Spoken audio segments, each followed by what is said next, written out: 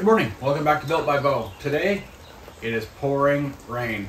So the goal was to try and get the silver Smokey car out of the trailer, get it moved into the garage, have the Mach 1 outside so I can assemble this motor and get this back into the car. We're gonna have to do a little bit of different stuff. Well, we're still gonna do stuff. We're just going to get the head gasket in. I got the Malley head bolts as per Beaufort. These are the few that are available. So we're gonna run the Malley ones over any other ones like the Felpro or Victor Ryan's or whatever. You know, thought that the Malley hopefully would be a better choice other than factory Ford. So we're gonna run those. So we are going to get that done. I've already copper sprayed the head gasket, so that's ready to go on. I have shortened the turbo drain hose, so that's ready to go.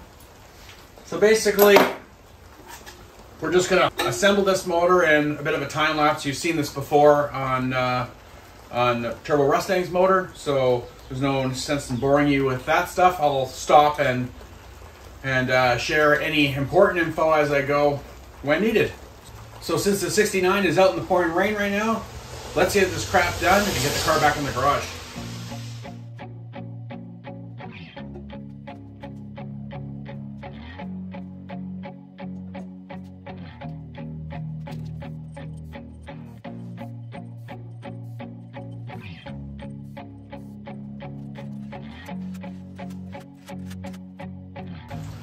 So being that these are actually a stupid stretch bolt, which I don't care for in a turbo application, but that's all we can get, we are stuck following their recommendations of their torque specs, which is 51 foot-pounds on your first step, 51 foot-pounds on your second step, and then 90 to 100 degrees on your final step. So that's what we're going to do now.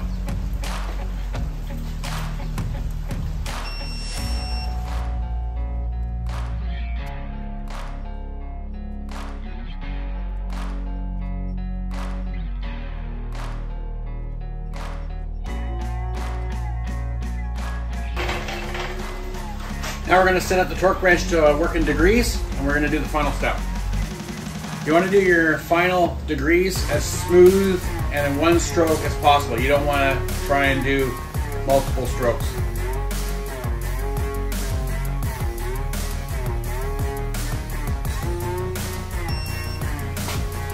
There we have it. We're all torqued up in the head gasket. We're going to continue on with our stuff. Now when it comes to any of the hot side gaskets, I haven't had any luck with anything other than high temp silicone, so that's what we're using.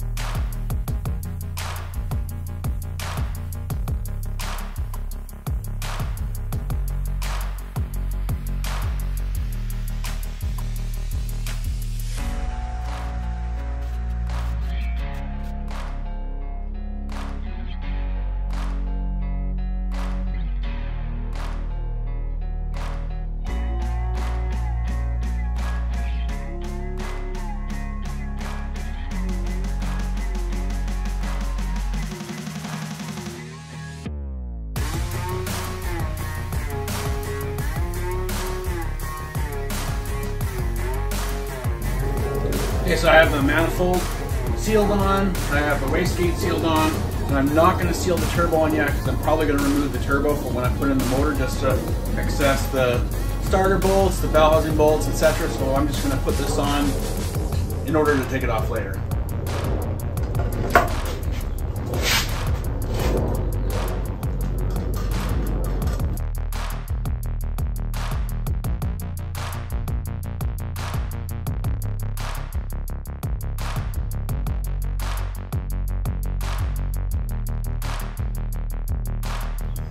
Okay, installing the turbo outlet flange, same thing. I always use the high temperature silicone and always put it on the threads. It's the only thing on the threads that won't let the bolts come loose. I've tried Loctite, melts away, they come loose. Tried lock washers, come loose. Nothing works except for this orange silicone, high temp silicone.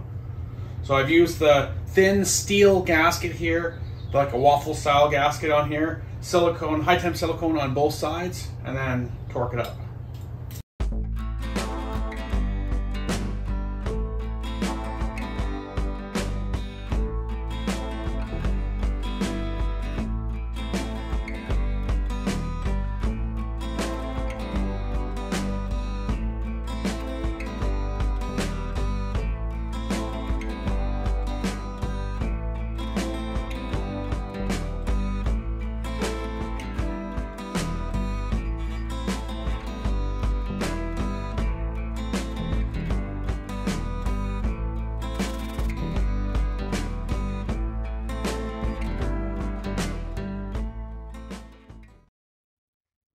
Okay, so I put the timing belt on. We're not quite all the way there yet.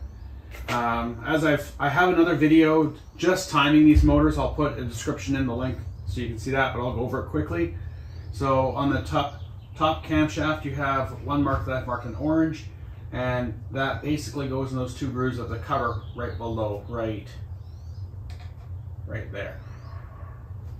This camshaft on this model is a DIS engine. There's no distributor to line up. If there was a distributor, you'd want to turn this shaft until it was pointing at number 1.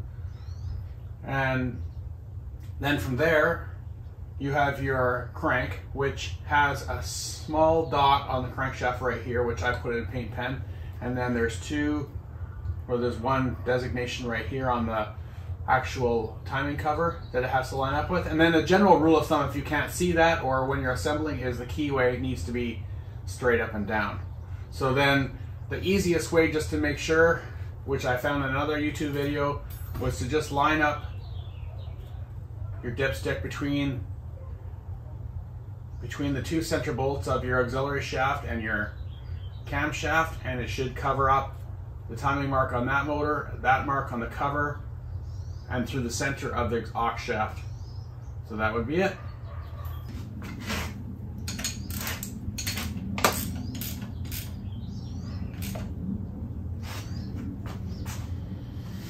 So since we have all of our marks lined up where we want, and we have the slack on the tensioner side, we're going to let the tensioner go, and then we're going to turn it over and make sure that our marks still line up properly.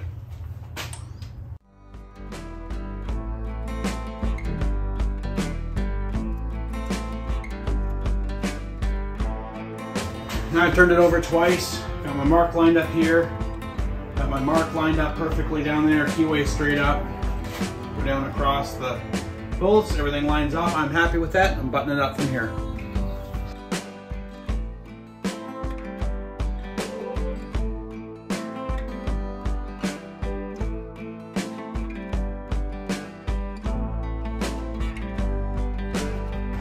All right, so we're at a standstill on this for now. I am waiting for some longer valve cover bolts. I am waiting for some fittings for the fuel rail. But as you can see, we've got the exhaust manifold is all buttoned up and torqued, sealed. We've got all the oil feed fittings and oil drain fittings all shortened, sealed, installed. Everything's all done there. So we've got all that done. We've got the T-belt on, the engine's timed, all the covers and pulleys are on, so that's good. Everything over here is all torqued and ready to go. So next with the engine, this is a few minor things. Get it off the stand, and we will get the clutch and flywheel and everything, get onto this thing, and then we'll get the car out of the trailer, and then we can do the engine swap. But for now, what we're gonna do is get into the trailer, and we are going to plumb some of the wideband O2 stuff for Innovate, and just run any wires that might be easier to run while the engine's out. So we're gonna get onto that right now. I'll see you in a few minutes. Good morning, welcome back. New day, we're out in the trailer. We're just going to prep up the engine bay here in Smokey, get ready to put the motor back in. So while the engine is still out, there's a few things we need to prep. I'm gonna run the wideband cable, the Innovate cable, through the firewall. Probably go in through the rubber grommet where the ECM harness goes through. We're also going to run a couple more coated wiring for the electronic fan and for the electronic boost control. So it's just easier to do that stuff now with the engine out. Once the turbo and engine and all that stuff is in there, there's a lot of stuff in the way. It gets pretty busy. It gets tougher to run the wires through. While we're have the engine still out, we are going to drill and rib nut the hardware for the oil breather box catch can. So we'll get that out of the way and just get some other stuff tidied up and get it ready to get this motor back in. So let's get started.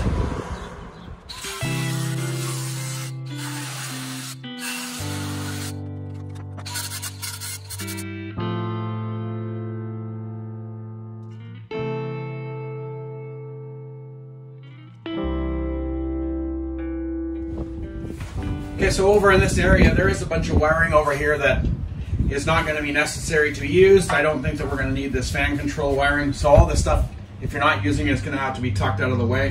Also, the emissions stuff here is not supported anymore, so we might as well remove these solenoids and stuff like that. Anything bulky that's in the way. I'm probably going to leave the receiver dryer for now. I know that fits. It just makes my life a little bit more difficult for mounting things up, but I'd like to retain the AC as I said before, so we're going to try and keep that. But I'll remove this solenoid pack and all that stuff so I can access my grommet to run my wiring through. And then down on this side here, which I've shown you before, is where I'm going to mount the catch can. This is the same position that I mounted it on the Turbo Mustang car, but because piping comes in to the intercooler at this point, I think it's going to be getting busy here, so I think it's going to work, but we might have to modify that slightly.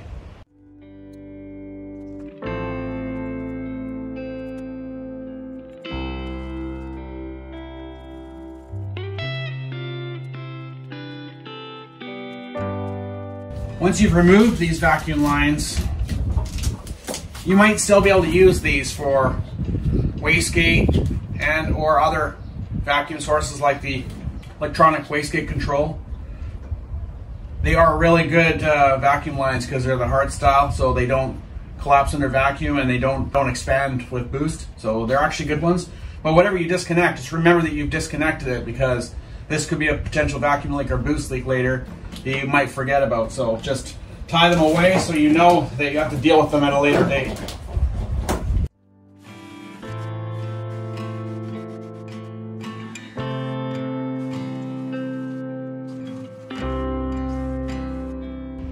Now, after fighting with the drill and finding every dead battery that you had before you just give up and finally just go get another drill that has a decent battery, and you've drilled the holes to the proper size, we're going to use this riv nut. It's basically a collapsible nut that you can put into the frame, tighten it up, it squishes in there, and you've got a nice thread built into the frame without having to use a self-tapping screw. One of the coolest inventions, very clean, neat, and tidy, makes a nice job. So we drill the hole. I use the stepper drill just to drill it just to the perfect size so I can slide that into the hole. And then we'll use the tool, and I'll show you how it's done. So with the riv nut tool, you just select the size riv nut you're using. You can adjust it with your adjuster screw at the bottom. We're going to stick this in the hole and squeeze. Once you get it in there a little bit, we'll go a little bit more. Don't go too much because you'll damage the threads. As soon as you start to feel a little bit of resistance, that means the riv nut is collapsed all the way.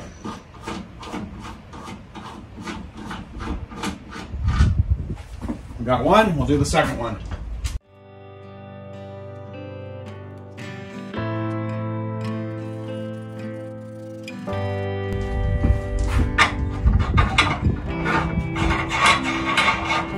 There you have it, that's all mounted, nice and sturdy. You can drain it from the bottom when it gets moisture in it. Perfect. From here, I'm going to remove the glove box and try and expose the plug for the ECM harness and get rooting some wiring.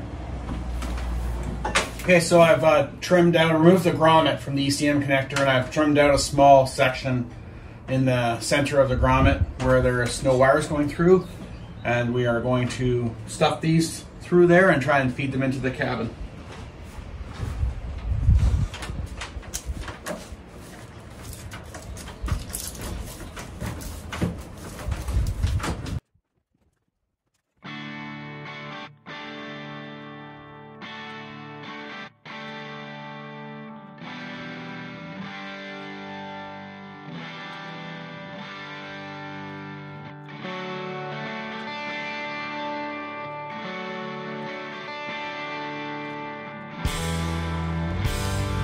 Alright, that's about going to do it for today. We have the catch can breather box all fastened onto the frame rail. We got the Innovate wideband O2 cable ran into the cabin, as well as 2 other possible wiring harnesses for the electronic boost control and for the cooling fan switch. So that's all done. We got the rest of the stuff cleaned up. The line lock is all plumbed. I still have to bleed the brakes, but we don't need to do that right now. And the next thing we're going to do is get the motor off the stand and get the clutch and flywheel put on and get this car moved out of the trailer. And we're going to gear up to get that new turbo motor swapped into this car. So stay tuned if you want to watch that video. Like and subscribe if you like the videos. And thanks again for watching. I'll talk to you soon.